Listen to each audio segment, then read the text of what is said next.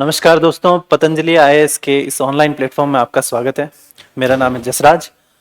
ये जो सीरीज है जिसमें हम आरएएस प्री 2021 में जो भी प्रश्न आए उनको सिलेबस वाइज और विषय वाइज हम देखेंगे कि कहाँ से वो प्रश्न पूछे जा रहे हैं और कितना हम उनको प्रेडिक्ट कर सकते हैं और कितना टारगेट हमारा सटीक बैठ सकता है। तो हम देखेंगे किन सोर्सेज से उठाए जा रहे हैं प्रश्न। आइए सबसे पहले हम एक ओवरऑल एनालिसिस कर लेते हैं कि ये प्रश्न कहां से आ रहे हैं। आप सबको पता है कि राजस्थान इकोनॉमिक सर्वे से बहुत बड़ा पोर्शन पूछा जाता है और टोटल 24 प्रश्न आए इकोनॉमिक्स में 150 में से, और उनमें से 13 प्रश्न, मोर देन 50%, 13 प्रश्न जो है वो राजस्थान इकोनॉमिक सर्वे से आए, राजस्थान की आर्थिक समीक्षा से आए। और इंडियन इकोनॉमी की बात करें तो उनमें से 4 प्रश्न आए। उसके बाद राजस्थान बजट से भी 2 प्रश्न आए।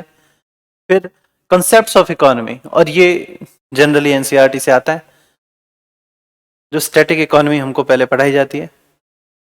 उसके बाद करंट अफेयर्स जो आर्थिक समीक्षा में नहीं है या जो फिर नेशनल इकोनॉमी से रिलेटेड नहीं होते और उसी समय चर्चा में आ रखे होते हैं, उनको हम करंट अफेयर्स में ले रहे हैं। और राजस्थान की स्टैटिक इकोनॉमी, इसका मतलब ये है कि कोई एक ऐसे फैक्ट्स जो स्टैटिक हैं, ज्यादा 1 दशक 2 दशक तक बदल नहीं रहे हैं, तो वैसे प्रश्न आ रहे हैं, उनको हम राजस्थान स्टैटिक इकोनॉमी में ले रहे हैं। इसका थोड़ा एक डायग्रामेटिकली व्यू देख लेते हैं। इस पाई चार्ट में आप देख रहे होंगे कि more than 50%, 54% questions Rajasthan economic survey से आ रहे हैं। यहां पे आपको इसकी इंपॉर्टेंस पता लग जाएगी और हमें कोशिश ये करनी चाहिए कि जहां से करेक्ट फैक्ट निकले उसी से पढ़ना चाहिए। मतलब जो ओरिजिनल इकोनॉमिक सर्वे है उसी में से अपने नोट्स भी बनाने चाहिए, क्योंकि मेंस में भी ये नोट्स काम आने वाले हैं। ऐसा नहीं है कि आपको सिर्फ प्री में काम आएगा। हालांकि प्री और मेंस में इकोनॉमिक सर्वे को पढ़ने का बहुत अलग तरीका होता है, क्योंकि मेंस में हम 10 नंबर का प्रश्न भी देख सकते हैं वहां पर, और 2 नंबर का भी प्रश्न देख सकते हैं। आगे देखते हैं कौन कौन से प्रश्न आए। पहला प्रश्न जो देखने को मिला वहां पे वो ये था कि chief minister Chiranjeevi health insurance scheme, उसके बारे में कौन सा कथन असत्य है। तो ये क्वेश्चन ऑब्जेक्शंस में रहा, विवादास्पद रहा। करंट अफेयर्स से पूछा गया था क्योंकि इकोनॉमिक सर्वे में उस समय ये अपडेशन जो है ये नहीं हो पाया था, उस समय योजना का नाम ही अलग था। और अभी जो इकोनॉमिक सर्वे है 21-22 का, जो प्री के बाद रिलीज हुआ था, उसके पेज नंबर 163 पे आप देख सकते हैं। इसका आंसर 2 है, क्योंकि जो 5 दिन और 10 दिन, इसमें ये 10 कर दिया गया, बाकी असली में 15 था। अब इस पे क्यों डाउट्स क्रिएट हुए और क्यों लोगों ने इस पे ऑब्जेक्शन उठाया, यह देखते हैं कि पहला जो ऑप्शन है उसमें यह कहा गया है कि 1597 डिजीज पैकेजेस हैं, परंतु उस समय तक वो डिजीज पैकेजेस बदल गए थे।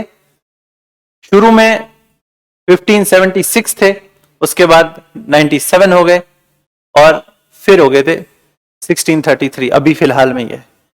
और दूसरा जो ऑप्शन है, आगे देखते हैं। 43rd नंबर क्वेश्चन ये है कि उड़ान योजना से संबंधित कौन सा जो फैक्ट है वो इनकरेक्ट है। तो ये क्वेश्चन अपने आप में काफी विवादों में रहा, इसलिए डिलीट कर दिया गया। और करंट अफेयर्स और इकोनॉमिक सर्वे से भी आया था ये क्वेश्चन। इकोनॉमिक सर्वे 21-22 जो लेटेस्ट है उसमें मिल जाएगा, पर उस समय ये इकोनॉमिक सर्वे में नहीं था, इसलिए करंट अफेयर्स लिखा है मैंने यहाँ पे। नेक्स्ट क्वेश्चन देखते हैं।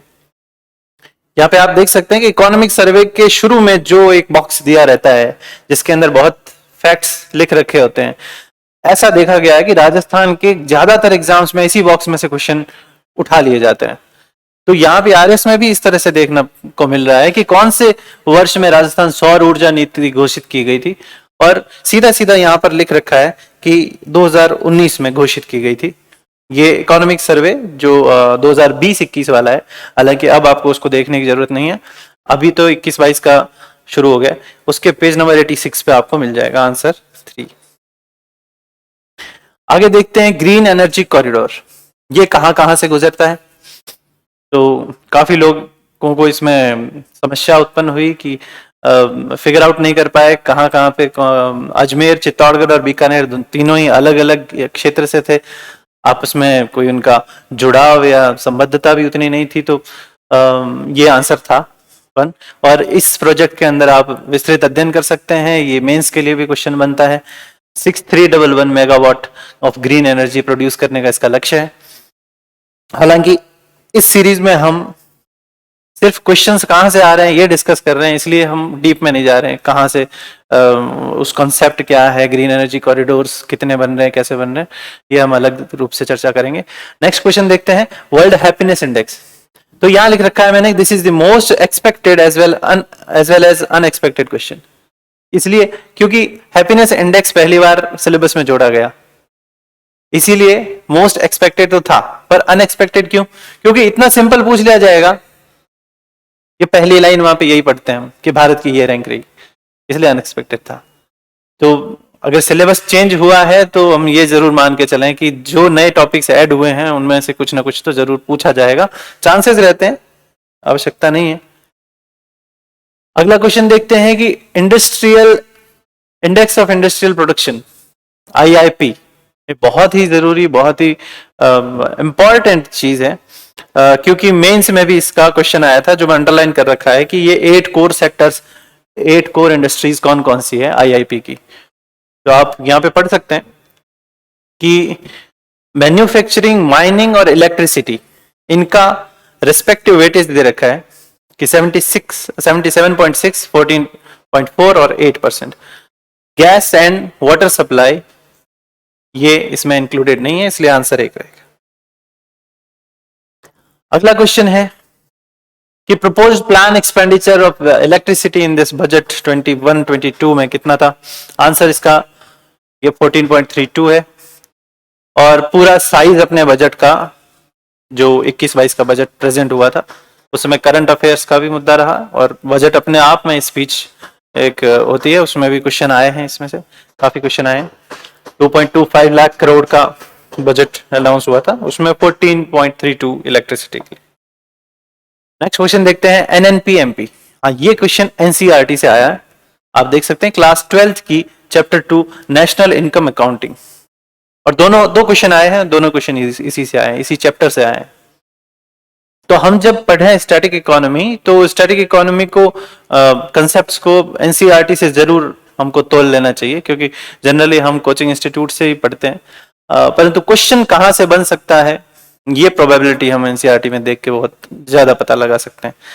तो आंसर 3 है कि NNP मार्केट प्राइस जो होता है वो gross national product minus depreciation, market price पे जो GNP है और उसमें डिप्रिशिएशन को घटा देते हैं तो NNP आ जाता है, नेट नेशनल प्रोडक्ट।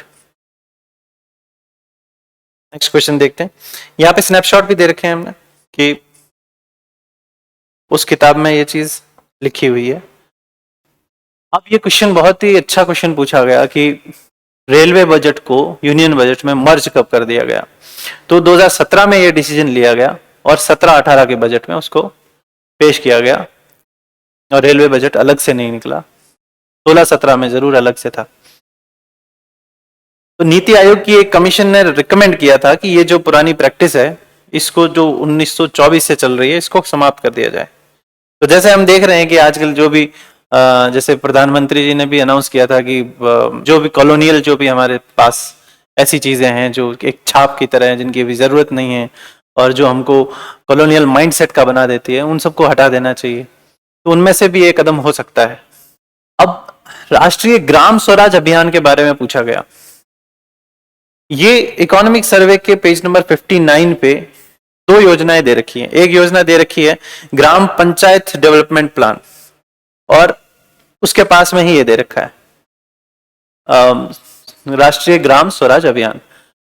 इन्होंने कंफ्यूज करने के लिए ये अपनी योजना अपना विकास बता दिया कि ये राष्ट्रीय ग्राम स्वराज का है, परंतु वो GPDP का है। तो इसका आंसर बन रहेगा नेक्स्ट क्वेश्चन देखते हैं कि base year in the national income accounting means what. Base year का मतलब क्या होता है? तो इसका आंसर ये है कि द ईयर वो वर्ष जहां जहां के प्राइजेस यूज किए जाते हैं रियल जीडीपी को कैलकुलेट करने के लिए। तो यहां पे हम देख सकते हैं बेस ईयर, और बोल्ड में लिख रखा है और उसके बाद ब्रैकेट में इसको बताया गया है कि रियल जीडीपी को कैलकुलेट करने के लिए वहां की प्राइजेस यूज की जा रही हैं। प्राइजेस और इनकम में यहाँ पे कंफ्यूजन क्रिएट किया जा रहा है। तो आंसर ऑब्वियसली थर्ड है। अगला हम क्वेश्चन देखते हैं कि what is the share of Rajasthan government in funding the national mission on agriculture extension and technology.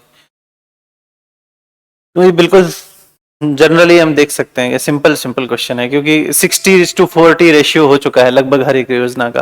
तो इसमें भी यही था, और यहाँ पे इकोनॉमिक सर्वे में पेज नंबर 26 पे ये चीज दे रखी है कि इसमें 60:40 रेशियो है। नेक्स्ट पे जाते हैं, ease of doing business index. इस पे क्वेश्चन पहले ही तैयार हो गया होगा, परंतु ये उस समय भी न्यूज में आ गया था कि इसको रोक दिया गया है, वर्ल्ड बैंक ने इसका प्रकाशन रोक दिया गया है। तो हम देख सकते हैं कि 2015, 16, 17, 18, 19 इसमें इतना हमने चेंज देखा, 142 से 30, 100, 77 और 63 यहाँ पे जंप करते आ गए। इसलिए आरएस मेंस 2018 में भी इसका प्रश्न आया था, और वो प्रश्न 10 नंबर का था, 10 मार्क्स, और यहाँ पे भी 63 है आंसर। कंफ्यूज करने के लिए 77 दे दिया गया जो पिछले का था। करंट अफेयर से क्वेश्चन आया है। नेक्स्ट क्वेश्चन देखते हैं कि which of the following department has been declared as nodal department for. Nodal department कौन सा है एसडीजीज को इंप्लीमेंट करने के लिए? तो ये भी, ये कलर जब आप पिंक देख रहे हैं ना, ये जो पिंक कलर है, ये पिंक कलर उन्हीं का है जो हर एक चैप्टर के इकोनॉमिक सर्वे में हर एक चैप्टर के आगे जो बॉक्स दे रखा होता है उसी में लिख रखा है कि planning department is the nodal department. हालांकि पीछे जरूर दे रखा है जो विस्तृत रूप से सब कुछ दे रखा है उसमें भी है, परंतु यहां भी अगर आप रश में एक बार लास्ट में ये भी पढ़ के जाते हैं कि उन बॉक्सेस में क्या है, उनके नोट्स भी बना के जाते हैं, तो बहुत बेनिफिशियल रहेगा। अगला क्वेश्चन देखते हैं, व्हेन वाज द पीएम किसान मानधन योजना लॉन्च्ड। करंट अफेयर से सीधा सीधा प्रश्न आया। पीएम नरेंद्र मोदी ने इसको लॉन्च किया था रांची से 12 सितंबर 19। अगला क्वेश्चन बजट स्पीच से आया है, इसका स्नैपशॉट भी है यहाँ पे बजट स्पीच का, कि फिनटेक डिजिटल यूनिवर्सिटी कहां पर एस्टेब्लिश की जा रही है। तो ये जोधपुर का। नेक्स्ट क्वेश्चन, अटल भूजल स्कीम। ये भी इकोनॉमिक सर्वे के शुरुआत के ही चैप्टर्स में पेज नंबर, ये पहला चैप्टर है जिसमें वो सार देते हैं सब चीजों का, उसके पेज नंबर 7 पे है। वर्ल्ड बैंक इसको फाइनेंस कर रहा है। डेजर्ट ट्राइंगल से क्वेश्चन आया था। अब काफी लोग ये सोचे कि बाड़मेर को डेजर्ट से कैसे अलग कर सकते हैं, परंतु था वो अलग, क्योंकि डेजर्ट ट्राइंगल जो पर्यटन विभाग ने निश्चित किया है वो तो अलग ही था। इसका आंसर भी बाड़मेर है जो इस ट्राइंगल में नहीं आता।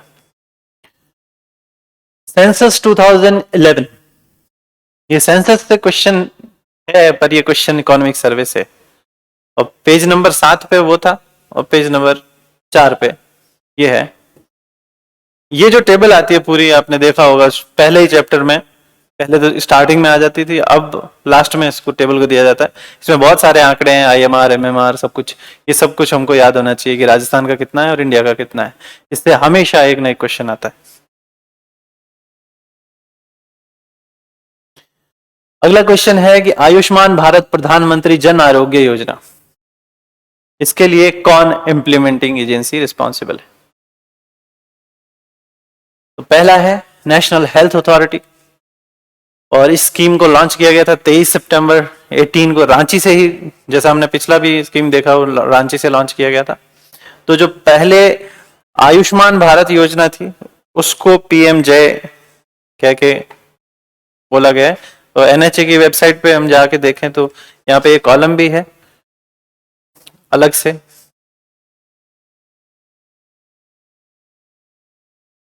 अब अगला क्वेश्चन है, for empowerment of women Indira महिला शक्ति निधि कब लॉन्च किया गया?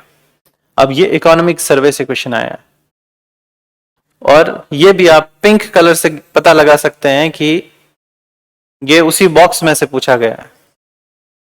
तो अभी हमने देख लिया लगभग 3 क्वेश्चन तो ऐसे ही आ गए। नेक्स्ट क्वेश्चन है, as per the advance estimates. अब अलग अलग एस्टिमेट्स होते हैं, इसमें एडवांस एस्टिमेट्स कर पूछा है, और क्योंकि ये पुराने इकोनॉमिक सर्वे से पूछा गया है तो आप कंफ्यूज मत होइएगा कि इस वाले इकोनॉमिक सर्वे में ये डेटा नहीं दिया हुआ है। तो third is the option, correct option. और अपेंडिक्स A2 में आपको ये मिल जाएगा, हालांकि ये पिंक जरूर दिख रहा है पर ये फ्रंट पेज का नहीं है, ये अपेंडिक्स A2 का है। In the case of critical illness 50,000 normal illness के लिए है, और ये क्रिटिकल इलनेस के लिए 4.50 है। ये मुझे लगता है सब लोग करेक्ट करके आए होंगे। पेज नंबर 154 पे करेक्टली लिखा हुआ है कि 4.50 लाख फॉर क्रिटिकल इलनेसेस। तो यहाँ पे हम देख सकते हैं कि हुबहू एकदम फैक्ट्स उठा के पूछे जा रहे हैं, हालांकि मेंस में इकोनॉमिक सर्वे को पढ़ने का पर्सपेक्टिव कुछ और होगा। अगला प्रश्न है, परवन मल्टीपर्पज इरिगेशन प्रोजेक्ट कहां से जाता है? ये भी इकोनॉमिक सर्वे के पेज नंबर 33 से आया है, और वहां पे सीधा सीधा लिखा हुआ है झालावाड़, बारां और कोटा डिस्ट्रिक्ट।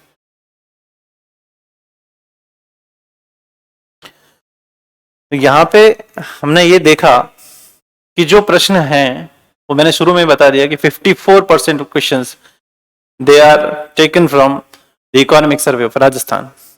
और उसके बाद भी हम अगर राजस्थान का बजट पढ़ लें और नेशनल लेवल पे क्या चीजें चल रही हैं उनका थोड़ा सा ध्यान रखें, और जो स्टैटिक इकोनॉमी है, जो कंसेप्ट्स ऑफ इकोनॉमी है, उसके लिए हम एनसीईआरटी को फॉलो करें। और करंट अफेयर से बहुत कम प्रश्न पूछे जा रहे हैं इकोनॉमी में।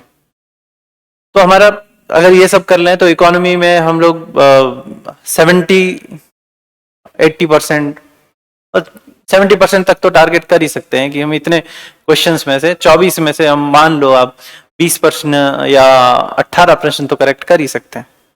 तो इसी तरह से जो आपके सब्जेक्ट्स अच्छे हैं उनमें और अच्छा करना है, और जिनमें वीक हैं उनको कितना भाव देना है, कितना नहीं देना है, ये स्ट्रैटेजी लेके चलेंगे तो प्रीलिम्स क्लियर होने से कोई रोक नहीं सकता है।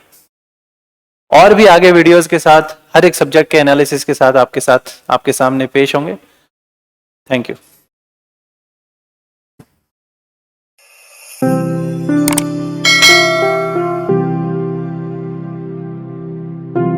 अधिक जानकारी के लिए संपर्क करें पतंजलि, रिद्धि सिद्धि चौराहा के पास, गोपालपुरा बाईपास, जयपुर। कॉल करें 72406 72406।